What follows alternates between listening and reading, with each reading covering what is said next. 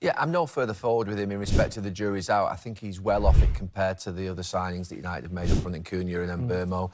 He looks awkward. He had a couple of really good opportunities in the first half where balls just got played over and his touch wasn't right. For £80 million, I mean, you can say he's young, he's got a lot of potential, he's only settling in, but you still want to see a little bit more.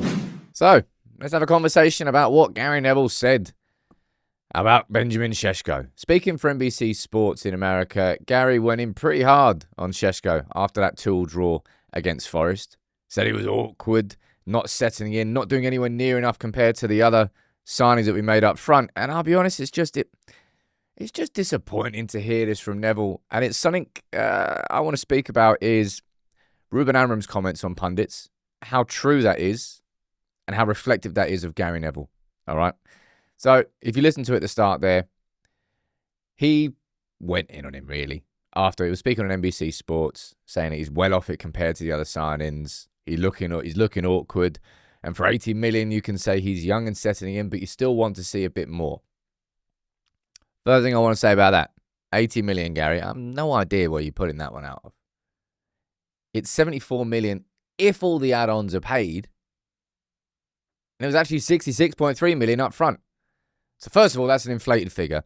And second of all, I think a fairer assessment, and I'm not even having my red-tinted specs on here, but Gary Neville should have his bloody red-tinted specs on. He's completely lost them, and this idea of being impartial is just... It's just pissing me off. It's been pissing me off for a while, really. A fairer reflection of Sesko was, I think there was a couple of opportunities that he had in that game that he could have done better from. The one where Mbeumo swung it from the left and it was a heavy touch that got away from him. The second one was a pop shot from a Cunha pass. I think that was actually a pretty good pop shot. But in the 3 starts he's had prior to that, Gary, he's got 2 goals and an assist. I actually think when he came off the bench at Anfield, I think he was a pest as well for Liverpool. I think Sesko's actually been playing all right. Is he scoring every single game? No. But if you look at Gyökeres versus Sesko, who needs to speak about that? If you want to go further, speak about Isak. But it's just disappointing to see Gary Neville where he is now. And I actually want to bring this back to what Ruben Amorim said in the build-up to the game, because he was asked, of course, about Sean Dyche's comments about the fact that if I was manager of United, I would probably win more games. And this was Ruben Amorim's response. And listen to this bit here, because in particular, this bit applies to what I'm speaking about with Gary Neville. But then I can look at Sean Dyche as a manager and then as a pundit. If you are a pundit and you don't say very strong things, I don't want to watch you. That is the way it goes these days.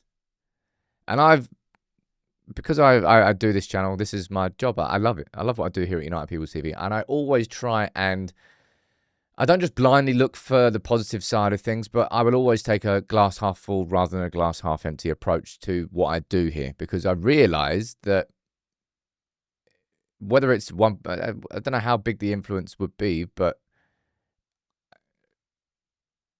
I can certainly help control the narratives of how the community of United People's TV looks and approaches and speaks about players. Just to hear Gary Neville going in so hard on Sesko just feels unnecessary. That's the way I would describe it. Completely unnecessary.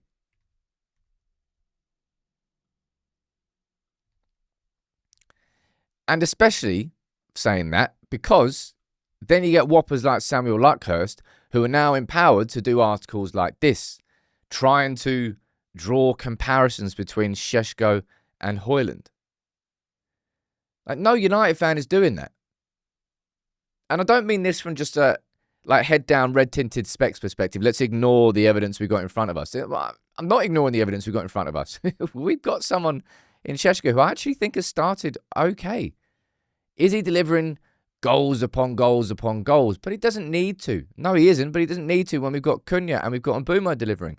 And if we're being completely fair and reflective of that performance against Forest, then I think Cunha and Mbeumo and Sesko all the same. None of them really deliver. We scored 2 goals, but both were sent from set pieces from Casemiro and Ahmad. Neither of our front 3. But instead it was kind of Sesko who got chosen and taken out. And that's what I mean when I pull this up here. This is how pundits work these days, because I've got Gary Neville, right? A player who I absolutely love and respect for what he did in a Manchester United shirt. But now as it goes on, I'm able to sort of separate Gary Neville into three different versions of Gary Neville, I suppose. Number one, that player who was a legend for Manchester United. And I will always defend that Gary Neville. And then you had the Gary Neville who started in punditry as a former United player. And you could see it in his commentary, you heard it, the back and forth between him and Jamie Carragher. It was an interesting dynamic. It was fun. And it was good to hear Gary Neville's United loyalty coming out in his commentary. That didn't please everybody, though. And then that's where you get to version 3 of Gary Neville. This version of Gary Neville, who's kind of lost. If you didn't know who Gary Neville was, and you were asked, Gary Neville played for a Premier League team, made X amount of appearances, and was club captain. What club do you think it was? Now, of course, accent might give it away, but you wouldn't really know from a lot of his punditry how long he spent at United. And that's because, as a pundit, you now have to bring those strong opinions. Otherwise, you're not really going to be listened to. And it's just, this is the sort of stuff I expect from Lee Dixon, from Jamie Carragher, from Stan Collymore, from all these other pundits. And just not Gary Neville. I'd expect him to defend his own players. And that's what I do on here. Like, there's so much pressure put on footballers from fans of other clubs, from pundits not related to your own club, that those who are, you'd really hope that they would sort of stand in your corner a bit more. And the players must think that too. It's just, I don't know. Am I looking into this too much? I don't really think so. I think it's just a reflection of the way that media has changed, the way that punditry has changed. Because social media exists now and clips exist, those powerful, punchy moments that can be clipped up, taken sometimes out of context. Like I think with Sean Dyche was speaking about how clickbait is ruining everything. It's just frustrating, man.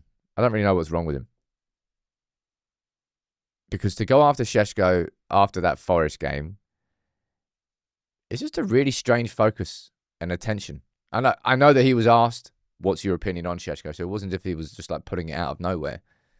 But I think he's been absolutely fine so far.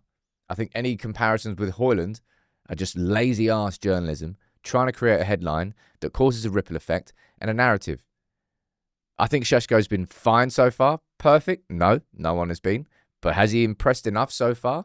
Yeah, I think he has.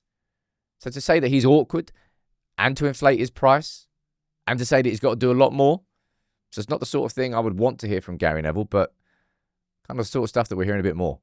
It's disappointing.